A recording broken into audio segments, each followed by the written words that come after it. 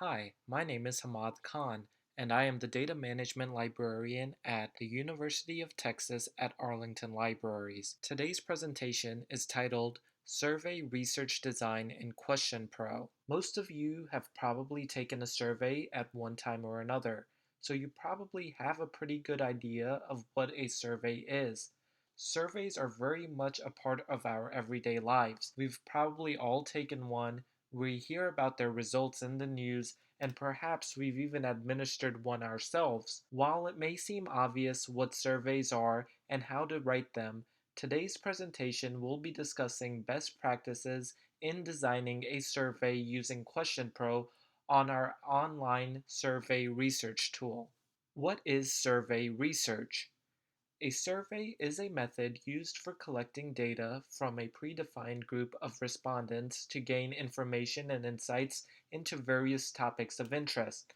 Surveys can have multiple purposes, and researchers can conduct it in many ways depending on the methodology chosen and the study's goal. This process involves asking people for information through a questionnaire, which can be either online or offline. However, with the arrival of new technologies, it is common to distribute them using digital media such as social networks, email, QR codes, or URLs. QuestionPro has the capabilities of using these distribution methods. Later on in the presentation, I will show you how you can distribute your questionnaire using social networks, email, QR codes, and URLs. When to use a survey. Most researchers use surveys to collect data. These researchers want to assess trends, opinions, beliefs, and attitudes. Survey data offers evaluations and a way to do follow-up analysis to previous held beliefs. Surveys are designed to provide a snapshot of how things are at a specific time. Survey research is often used by researchers who wish to explain trends or features of large groups. It may also be used to assist those planning some more focused, in-depth study. The survey research process is highlighted on this slide. The survey research process includes the design of a survey, the acquisition of the sample, the fielding of the survey, analysis, and presentation of results. Conducting a survey, what are the steps? Well, first is planning, then knowing the sample you will be studying, construction of questionnaire, data collection, translation of data, which is cleaning that data, analysis, conclusions, reporting. In today's lesson, we are more focused on planning, construction of questionnaire, and data collection. So let's start with planning. Things you should consider when doing survey research. You should have a research question that you hope to answer with the data collected from the survey. You should highlight the overarching research questions that you're trying to solve. Perhaps the question can be something like, how do respondents rate our presentation? Then look at survey questions that answer this research question, such as, for example, how likely are you to recommend our workshops? Segmenting your survey questions will isolate data that's relevant to your goals. Researchers are often tempted to rush into formulating survey questions without first having defined the overall research question. This mistake is apparent only after the survey, when the collected responses are found to be unusable, incomplete, or even incoherent.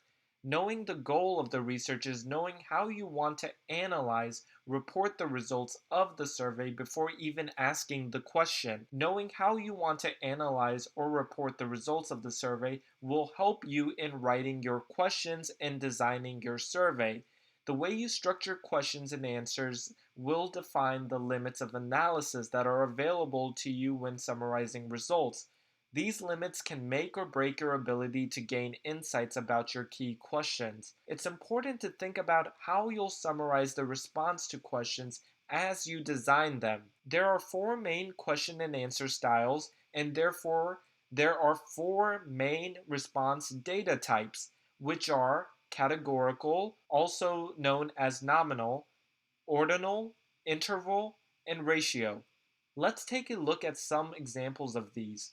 The best way to learn how to design a survey in QuestionPro is think of the data you will produce. which will most likely fall into these four categories listed on the slide. So we are going to look at all four question and answer styles in Question Pro. You do not have to do this right now. You can just follow my presentation, but if you want, you can go ahead and note down this information on the slide and access it later. How can I access Question Pro? To access Question Pro, please visit myapps.uta.edu and log in using your UTA Net ID and password. Choose the Question Pro icon to sign into the service. When you sign in, you will be taken to myapps.uta.edu. If you notice, here on the left-hand side, I have highlighted in the red square Question Pro. You are going to click on this application, which says Question Pro. Once you click on Question Pro, you are taken into the main dashboard of the Question Pro survey software. So here, if you want to go ahead and create a survey, you are going to click on New Survey. So click on that box with the plus sign that says New Survey. Once you click on that, it will ask you to enter survey name. Here, I am going to type in the word test because I want to name this survey test. Once I name my survey, I will go ahead and click on Create Survey.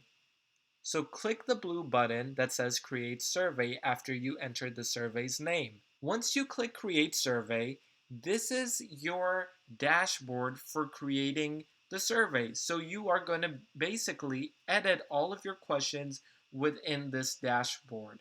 Once you click on Create Survey, you can begin editing it. But before we do that, let's just take a look at this dashboard. So up in the left-hand corner, you will see a question mark and the word surveys in a blue box. To the right of that, you will see in blue letters, My Surveys. Then to the right of that, you will see the word test. Test is what I named this survey when I hit Create Survey. Below that, you have the word edit, which is where we initially edit our survey by writing questions and adding text. This is where you design your survey. The distribute button helps with distributing your surveys through emails, QR codes, and URLs. Speaking of URLs, you can make a custom URL by clicking on the pencil button on that right-hand side. So I wanted to name my custom survey URL test.questionpro.com. So here you can see I have entered the word test so I can get that custom URL. Unfortunately, it says the URL is already in use. So I decide to rename the URL to utatest.questionpro.com. This time it works as no one is using that URL name. So you see it has changed the URL in the top right corner. You can change this URL at any time, so it is not set in stone. In fact, everything in Question Pro can be edited and changed at a later time. And if you want to go ahead and change your URL again, just click on that pencil button and do this exact same thing what we did to create the custom URL. Moving forward, if you notice, there is this word block 1 listed on the screen on the left. A survey block is a group of questions within the survey. Survey blocks simplify the way questions are ordered and presented to survey takers. They enable the survey creator to display a set of questions or sections of surveys randomly. We aren't really worried about that right now, as we just want to get a survey made and up and running. So I'm going to click on that blue button in the middle, which is Add Question. So when you click Add Question, this menu appears on the left-hand side. This is where you are going to add a question. Now, like I said, if you got to this point, you already have an idea of the data you were interested in collecting. So again, this was an earlier slide where I said that there are four main question and answer styles and therefore four main response data types, which are categorical, ordinal, interval, and ratio. Let's take a look at some examples of these in Question Pro. Now, I will be making my questions from this window on the left, When I click on Add Question, I have choices for creating multiple choice, text, which is open-ended questions, graphical rating, image chooser, ordering, or basic matrix. Based on the four main question and answer styles, I will start with the categorical or nominal data types. So I will select the multiple choice, select one option. Multiple choice questions generate categorical, also known as nominal data that can only be analyzed with frequency distributions. We use these questions when we have a response set we want to present to the respondent and ask them to select the best response. It could be a single response or it could be all that apply, which are multiple responses. Many demographic questions are checklist questions. From a design standpoint, we want to have a comprehensive list of response options, but we want the options to be distinctly different. Here I added the question, which brand of smartphones do you prefer? I give three options. They are only allowed to pick one choice. There is no need for any specific order for these brands. However, while capturing nominal data, researchers conduct analysis based on the associated label. Ordinal questions are closed-ended questions where responses are ranked. So think of a Likert scale question. You might have seen these before. A Likert scale is a point scale used by researchers to take surveys and get people's opinion on a subject matter. It is usually a 5 or 7 point scale with options that range from one extreme to another. These are examples of questions that produce ordinal data. Interval data is a type of data which is measured along a scale, in which each point is placed at an equal distance or interval from one another. Unlike ordinal data, interval data always takes numerical values where the distance between 2 points on the scale is standardized and equal. The type of question that produces interval data is, for example, the slider question. You can ask like the example on the screen, where the person can rate their satisfaction on a number scale. Frequently, we solicit ratio data with what appears to be an ordinal scale with response options presented in ranges, such as if we ask for the number of hours a person spends on their cell phone daily. Now, I have created four survey questions that relate to the four scale of measurements. Why I did this is to show you to not just ask survey questions, but know exactly the type of question you want to ask, because the type of question you ask will result in the kind of result and measurement you will have to report back in your analysis. Now, the only way you can get respondents is if you design your questionnaire correctly and to the point. You need to use simple sentences and basic vocabulary. Two main categories of survey questions: open questions and closed questions. Responses to open questions are narratives that must be interpreted and coded by the investigators. Usually, people recommend using closed questions as much as possible on surveys, as you have a large group, and sometimes analyzing open-ended questions is very time-consuming and falls under qualitative research. Now, there still is an advantage to open-ended questions, is that open-ended questions generate a free-form text response.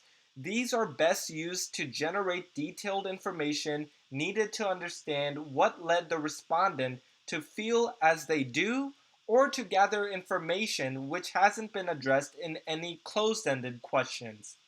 Closed-ended questions are defined as question types that ask respondents to choose from a distinct set of predefined responses, such as yes or no, or among multiple choice questions.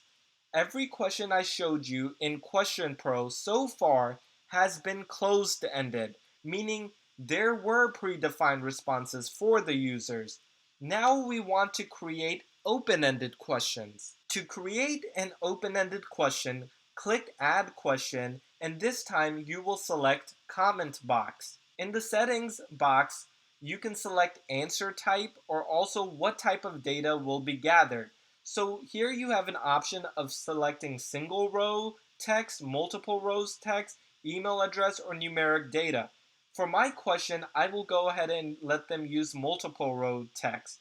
You also have the option of limiting characters. So if you do not want them writing a whole novel to you, you can say that this many characters or words are allowed for this answer. So if you look at the bottom of the screen, it says character limit and it's optional, but you can set that. And this sometimes helps that if people start writing whole novels for their answers, that might be really difficult for and time consuming for the researcher to analyze. So sometimes setting character limits is really helpful for the investigator. Now, if you notice for my open-ended questions, I have decided to create a different block. So you see on the top left corner, it says block 2. So block 1 of my survey design is dedicated to closed-ended questions, and block 2 is dedicated to open-ended questions. Now, what happens when you do this is that it creates a separate page for the survey. If you want to organize everything into one block, you can. And if you want users to go to a separate page, you can insert page breaks. But blocks help you in editing your survey questions and reordering them as you like. This is something you can definitely test on your own and see what works best for you and your respondents. On the screen here, you see that I have added 2 open-ended questions where users can write what they like. You do have the options of setting character limits on these, as you may not want them submitting a lot of text for you to analyze. So depending on your research study, that is an option as well. We create surveys to collect data. Now let's say I am done with creating my survey and I want to now distribute it. So you click on the distribute button up top. In the beginning, I did say you can share the survey via email, social media, URL, and QR code. When you are on distribute, you can see the email option on the left, social media sharing options of the survey, the QR code, and don't forget the custom link in the top right hand corner that you can give out to people so they can fill out your survey. Now, what I want to do is have you go ahead and take the survey we just created so I can show you on the back end how we start to get results and analyze the data set. 2 ways you can take the survey, either by using your web browser by going to utatest.questionpro.com, or if you have a QR reader on your smartphone, you can scan the QR code and start taking the survey on your smartphone. While you do this, I will go ahead and pull up Question Pro on the screen so we can look at the analytics side of the survey.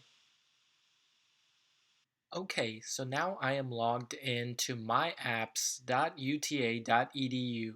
I find my Question Pro app and I click on it. Now, once Question Pro opens up, you can see that I have all of the surveys that I have created in this list. This is the survey we were creating, which is called Test. So I am going to go ahead and click on it. So once this opens up, we have edited our survey, which is where we created it. Distribute is how we distributed it by sharing it through either a QR code or this URL, which is up here. And then now we want to look at analytics. So while you filled out that survey, I will show you what it looks like on the back end where the researcher gets their analytics. So analytics come in real time. If you click up here, it will show you the test, which is our survey name, dashboard. So it gives you completion rate, how many completed it, how many viewed the survey, how many times was it started, how many times people didn't complete it all the way. And then the average time it takes to complete the survey is 2 minutes. And so if you scroll down here, the response distribution, where did our responses come from? Where did people take this? It shows 100% of them took it in the United States. And let's keep scrolling down. So this was our first question. Which brand of smartphone do you prefer? So all of the closed-ended questions will appear here. So let's look at this. It gives you pie graph here, and it breaks down the results in this percentages. And if you scroll down, Then down here you have another graph. So this is the answer for question 1. For question 2, you see that we have other results. So all of the closed-ended questions, you get all of their analytics and the analysis in these graphs that Question Pro automatically gives you. And now the great thing about this is that you get your results in real time as people complete the survey. So let's just scroll down, and as you can see, we have so much results and data. But these are our two open-ended questions where people wrote in. Here is one question, and here is the other question. You can see some of the results. But to do analysis for open-ended questions, you will have to do text analysis. And if you notice up here in the dashboard, you have analysis right here, and you have different types of analysis you can do. But if you go under text analysis, click here, and you can do a text report search. For example, let's just do a word cloud, right? We're going to click on word cloud, and it loads up, and it gives you an idea of the results that you were getting. And here it has a word count and other things, right? Comments and suggestions. And this is for question 5. How can we improve your experience? And these are some of the results we got. So you can look at this and which brand of smartphones. So, okay, so let's go back up here. And again, in our text analysis, let's just click on this. And it gives you response count is 9. And so you can do a lot of different types of analysis. And of course, the reports dashboard gives you a breakdown really early to see what kind of results you are getting for each question type. And again, for open-ended questions, you will want to go under text analysis. Now, let's say you don't want to use these graphics or you do not want to use these type of charts. You can actually export the results data by going here to manage data. So if you click on manage data, you can export all of the results from the survey to either a Microsoft Excel or CSV. A CSV file is actually pretty interoperable between many data analytics software. So you have the option of exporting all of the data, the raw data, which is right here. You can choose what file format you want to export it in, depending on what software you will use to analyze your data set in. And if you scroll down, you can actually export charts. So the charts I just showed you, you can actually export them into a PowerPoint. And so you can just download it right here. Also, Question Pro is integrated with SPSS. So you can actually save the raw data into an SPSS file and open it in SPSS to analyze. And obviously you have other choices as you go down. So you have an option to export your data set and use it somewhere else. So again, you would just come down here, it's under analytics, and you would export your data set. Like I said, SPSS is integrated with Question Pro. A lot of people will be interested as we moved from Qualtrics to Question Pro. You can actually, if you go under integration, upload old Qualtrics surveys into Question Pro. And how you do that again is up here, you go to integration. And as you can see, Question Pro is integrated with different software. But a lot of you will be interested in using Qualtrics data import. So if you have a lot of surveys and you saved a lot of your Qualtrics survey files, you can actually import them into Question Pro by going here to Qualtrics data import. If you click on that and you have a QSF file, which is a Qualtrics file, you can just browse your computer and upload it here, and it integrates into Question Pro. The other thing I want to show you is I want to go back to our questions.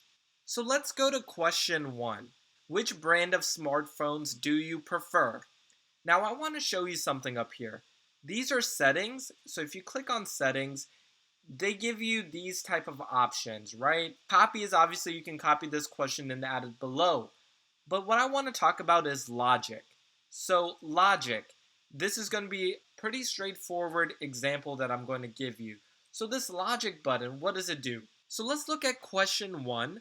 Which brand of smartphones do you prefer? Now I am going to use the logic option in here. My survey, what I want users to do is select one of these options. So let's say if you choose Apple, I actually do not want you to answer the rest of my questions. I want you to go directly to question 5, which is my open-ended questions, and answer question 5, how can we improve your experience, and comments and suggestions. So I do not want you filling out any of the other parts of the survey. That is because I only want the people that choose Samsung or LG to answer these portions of the survey without skipping any parts of the survey. But if you choose Apple, I want you to skip the survey and go directly to question 5 and 6. How do I do that? How do I create a survey that if the user decides to click on Apple, they can skip questions 2 through 4 and go directly to question 5? Well, I will use a logic option. So if you click on logic, I am going to use skip logic for this. And which one am I going to use it for? So for Apple, if selected, jump to question 5. So I could have picked any question it could have jumped to, but I wanted to skip these questions and go directly to question 5. And I basically just save this logic right here. When you save the logic, you'll notice something here. And this is basically a skip logic symbol here that says if you select this, and only the researcher can see this, the participants, they do not know if they select this, they will go to question 5. They think they're just completing the survey as normal. But you, when you design this, you know that you have added a skip logic to this answer. Now, let's say if you want somebody who selects Samsung and you want to just basically ask them why. So if they click this or if they click LG, it will send them to another question before question 2, which will ask them why. So this little box right here, it's actually a dynamic text and comments logic. So what I did was, if the answer option is either Samsung, then I want a dynamic text box enabled for Samsung and LG. But for Apple, it's disabled because I do not want to know why did you choose Apple. I just want to know why you chose Samsung. If you click on Samsung, it'll ask you why. And if you click on LG, it will ask you why did you choose this. So this logic is called dynamic text, and you can just click save logic, and you will notice that there's these 2 comment bubbles show up because the logic you chose for this is dynamic. Now I want to show you how this works in the survey. So again, we have skip logic if you choose Apple. If you choose Samsung or LG, you will be asked the question why, which is using dynamic logic, and you can set those settings here. So you can actually set 2 different types of logic on different answer types, which is what we did for question 1 here. So let me show you how this works. So this is our survey. Now, again, it does not show the participant or the sample that if they choose Apple, it will go directly to question 5. So let's just go ahead and do this. If I click on Apple and I hit next, it takes me directly to question 5, which is my open-ended question. So let's go back and now choose the option Samsung. It asks me, why did I choose Samsung? I like this brand. I answer that. What you will notice is that it takes me to question 2. So skip logic was used on question 1 for the answer Apple, where it skips question 2 and goes directly to question 5. Samsung or LG, if you chose these, it would ask you why, and then it would continue to question 2.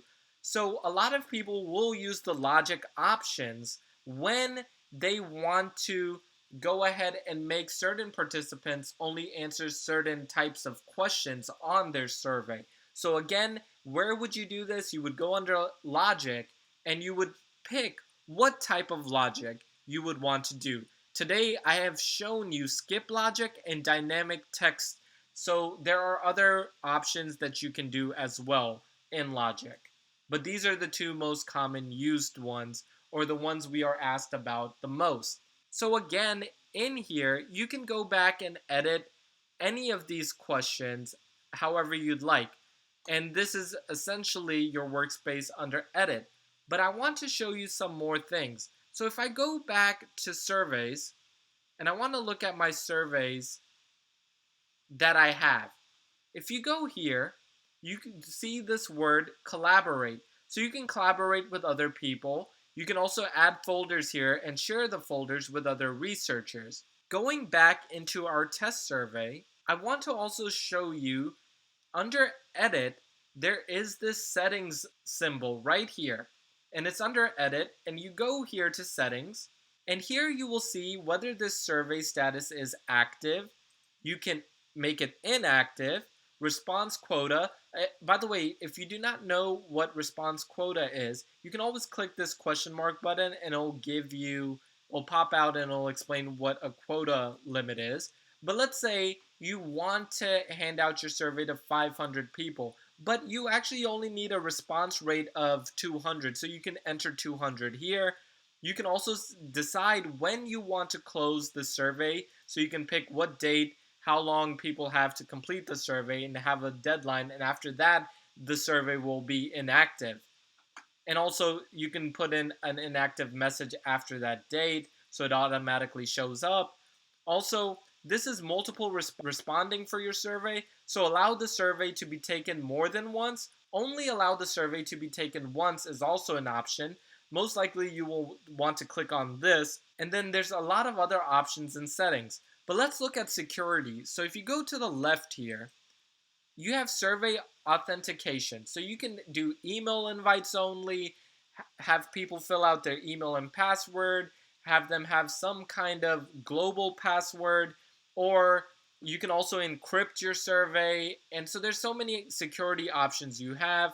You also have notifications where you can send out automatic thank you emails when people complete the survey and other things like that. Also, one other thing I forgot to share under distribute, uh, it actually has an example email that you can send out when you send your survey. So you can actually add email addresses here within Question Pro, and you have a template of what you can send them when the survey is sent out. So you have this option as well. With that, I have shown you the basics of getting started in Question Pro and using this research tool to collect data. Now let's say if you want to distribute your survey, but you don't want to distribute it electronically, you want to go ahead and print out your survey. To print out your survey, you will want to go under Edit. You will want to go to the tools right here on the right hand side. You will see the word Tools, and you will want to click on this arrow, and you want to download your survey into a Microsoft Word, Adobe PDF, or you can just directly print it from here.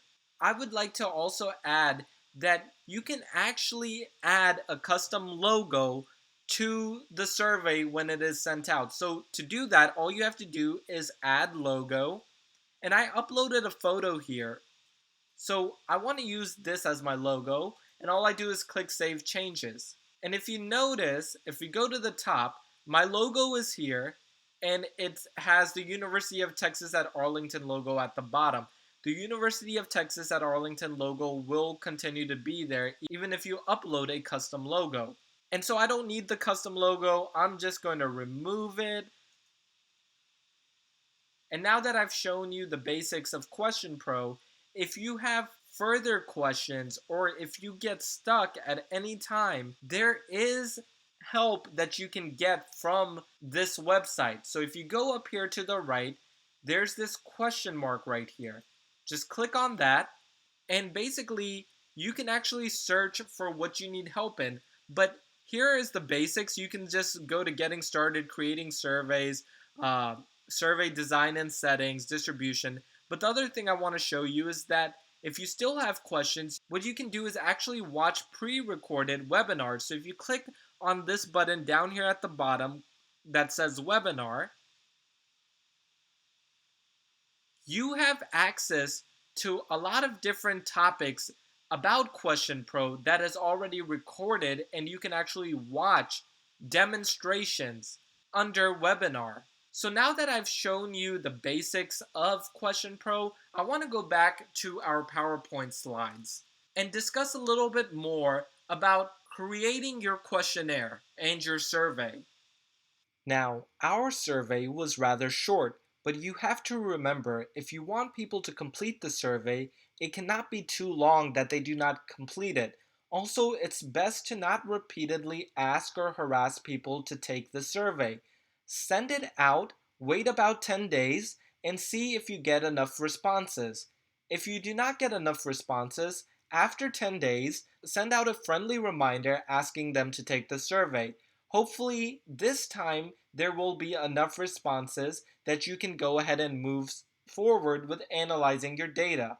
And let's say, still, even with that first reminder, you did not get enough responses back. Just remember to politely ask them to take the survey, or maybe have an incentive for them to fill out the survey.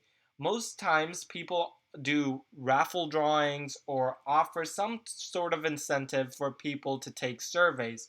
So that could also be an option to get a higher response rate for your survey. Surveys are usually designed for a large, very specific population. They are collected through questionnaires. They usually garner a high response rate as it is distributed to a larger population.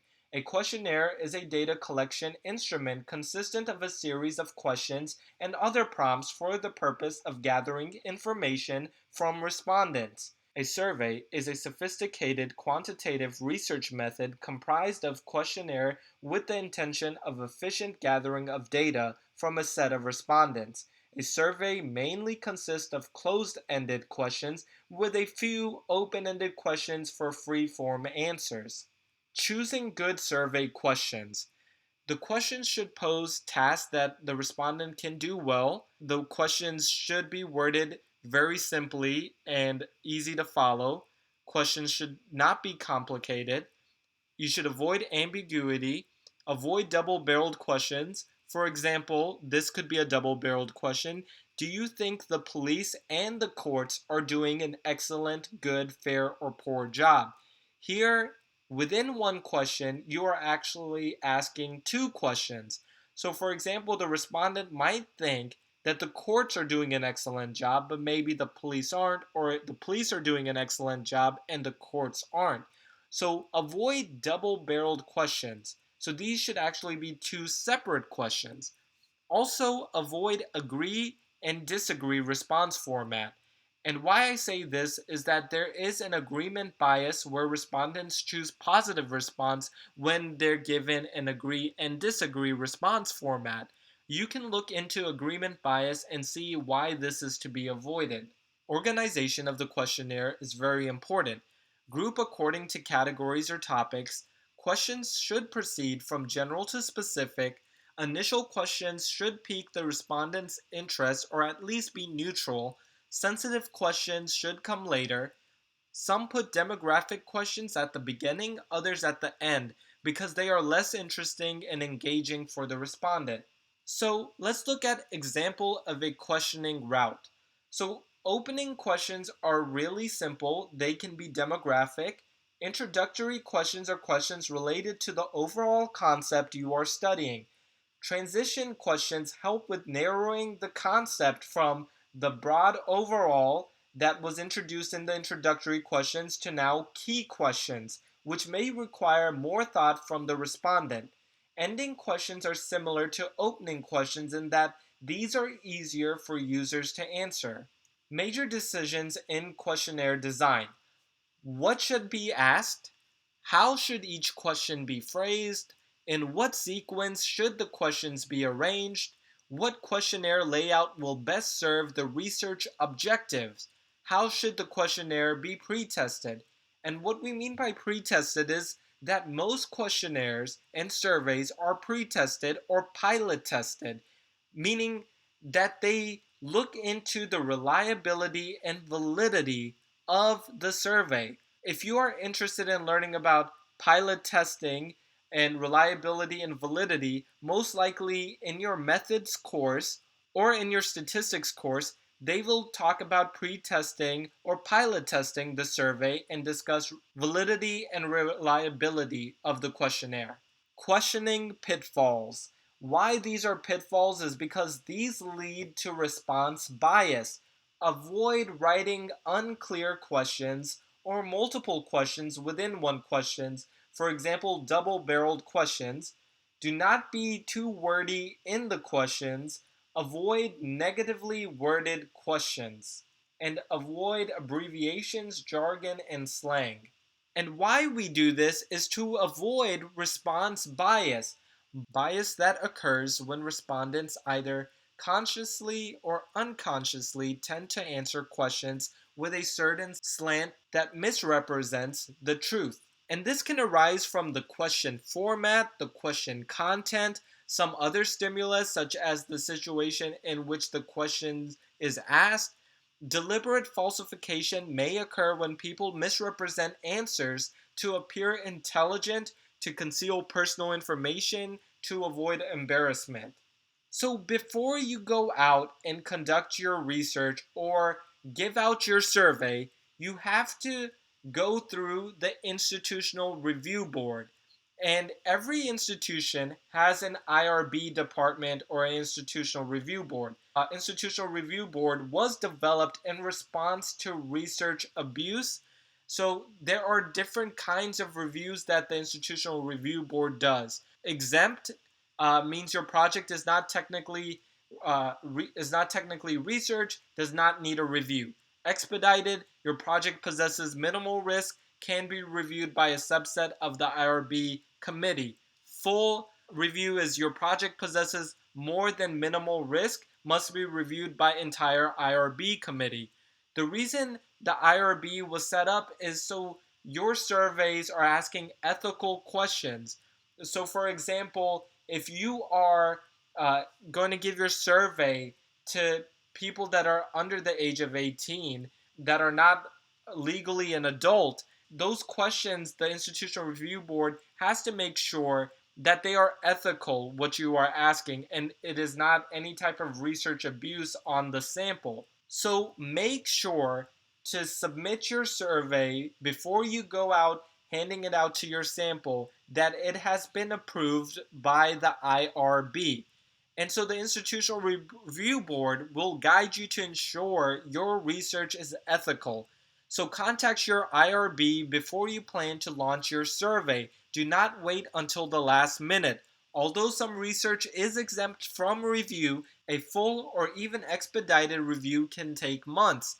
Only when you have received approval you can conduct your research. I want to thank you for watching this presentation. If you have any questions related to this presentation, please feel free to reach out to me at hamad.khan@uta.edu.